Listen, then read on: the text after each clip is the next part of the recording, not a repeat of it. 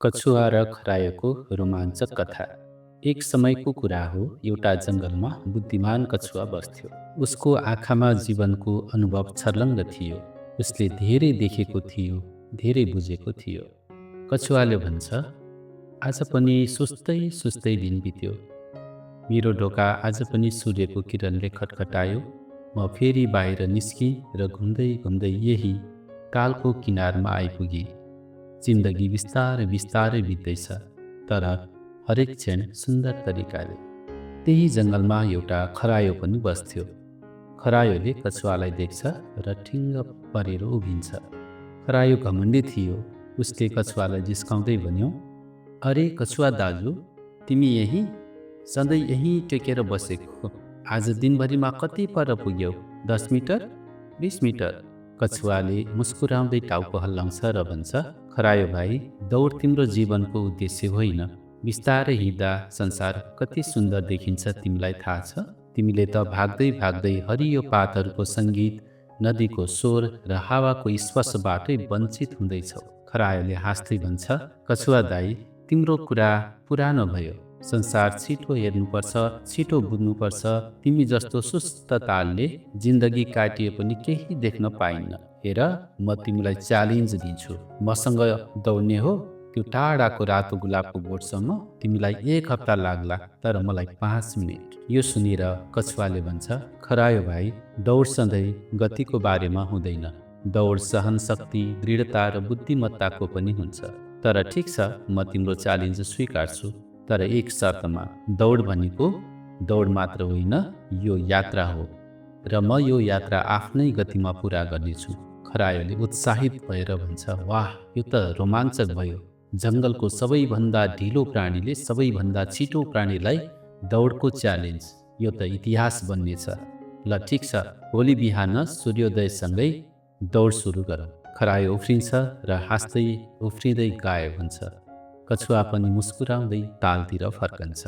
भोलिपल्ट बिहान सूर्यले अझै पनि आफ्नो सुनौलो किरणहरू जङ्गलमा फिजाएको थिएन, तर जङ्गलको दक्षिणी तालको किनारमा पहिले नै जमघट लागिसकेको थियो। सबै जङ्गलवासीहरू उत्सुकता साथ त्यो ऐतिहासिक दौडको प्रतीक्षामा थिए। प्रतियोगिता सुरु भयो। खरायोले आफ्नो पूर्ण गतिमा दौड सुरु गर्यो। उसको छिटो गतिले माटोमा धुलोको बादल उडायो। मात्र सेकेन्डमै ऊ झाडीहरू पार गर्दै टाढा हुँदै गयो। दौड्दै दौड्दै खरायोले भन्छ, हह, यो त प्रतियोगिता नै होइन। मेरो लागि त यो मात्र वार्म अप हो। कछुवा त अझै सुरुवात रेखामै देखिन्छ। म त एकछिन आराम गर्छु, निद्रा लिन्छु। यति गरे पनि आखिर कछुवाले मलाई भेट्न सक्दै छैन। आखिर जित त मेरै हो। खरायो दौड्दै दौड्दै एउटा ठुलो रुखको छायामा पुग्छ र पछाडि फर्केर हेर्छ। सुरुवात रेखा टाढा परेको थियो र कछुवा त्यहीँबाट अलिअलि सरिरहेको थियो। खरायो एकछिन आराम गर्नको लागि ढल्किन्छ र आराम गर्दा गर्दै निदाउँछ। यसैबीच कछुवा आफ्नो निश्चित गतिमा अगाडि बढिरहेको थियो। उसको गति ढिलो थियो, तर एकदमै नियमित। कुनै रुकावट छैन, कुनै विचलन छैन। उसको आँखामा लक्ष्यको प्रति दृढ सङ्कल्प थियो। कछुवा दौड्दै गर्दा आफैले आफैलाई भन्छ, हरेक कदमले मलाई लक्ष्य नजिक पुर्याउँछ। यति गर्दा गर्दै कछुवा खरायो सुतेको रुखको छाया नजिकै पुग्छ। कछुवाले सुतेको खरायोलाई देख्छ र मनमनै भन्छ, खरायो, तिम्रो गति तिम्रो शक्ति हो, तर तिम्रो अति आत्मविश्वास तिम्रो कमजोरी हो। म तिम्रो प्रतिद्वन्दी होइन, म त मेरो आफ्नै यात्राको प्रतिद्वन्दी हुँ। कछुवा नरोकिकन अगाडि बढ्छ। उसले खरायोलाई नउठाएर नै अगाडि बढ्छ। केही समयपछि खरायोले आँखा खोल्छ। खरायोले भन्छ, अरे, म कति बेर सुतेँ होला? कछुवा त अझै त्यही हुनुपर्छ है। ऊ पछाडि फर्केर हेर्छ, तर कछुवा देखिँदैन। अगाडि पनि हेर्छ, टाढा एउटा सानो बिन्दु देखिन्छ। खरायो आश्चर्यचकित भएर भन्छ, त्यो कछुवा त होइन? हो हो, ऊ मलाई जितेर अगाडि गइसकेको छ। यो त असम्भव भयो। खरायो तीव्र गतिमा दौड्छ र हतारिँदै भन्छ, म अब भुलेर पनि रोकिने छैन। मैले यसलाई पछाडि पार्नै पर्छ। खरायो आफ्नो पूर्ण गतिमा दौडिन थाल्यो। उसको हृदय ढकढक गर्दै थियो, तर कछुवा अब धेरै टाढा पुगिसकेको थियो र उसको दृढता पनि कम थिएन। खरायोले थकान महसुस गर्न थाल्यो। उसले कहिले यति लामो दौड गरेको थिएन। उसको सास फुल्न थाल्यो, तर लक्ष्य अझै टाढा थियो।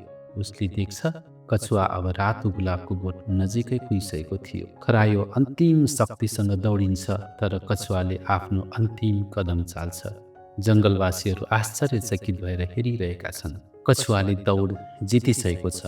कछुवाले दौड जितिसकेपछि खरायो सास फुलाउँदै हतार हतार आइपुग्छ र भन्छ, कसरी यो कसरी सम्भव भयो? म त तिमी भन्दा धेरै छिटो थिए। कछुवाले शान्त आवाजमा भन्छ, तिमी दौडमा छिटो थियौ, तर यात्रामा ढिलो भयो। जीवनको दौडमा गतिले मात्र जित हुँदैन, लगनशीलताले हुन्छ।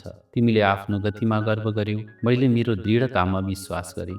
यसरी कछुवाले आफ्नो धैर्य, दृढता र बुद्धिमत्ताको बलमा दौड जित्यो। तर सबैभन्दा ठुलो जित भनेको खरायोको अहङ्कारमाथि भएको थियो। दुईवटा मित्रहरूले यो दौडबाट जीवनको महत्त्वपूर्ण पाठ सिके। साथीहरू, जीवनको दौडमा धेरै पटक हामी गतिमा मोहित हुन्छौँ, तर निरन्तरताको शक्ति गतिको शक्तिभन्दा ठुलो हुन्छ। आफूभित्रको यात्रा नै सबैभन्दा महत्त्वपूर्ण यात्रा हो।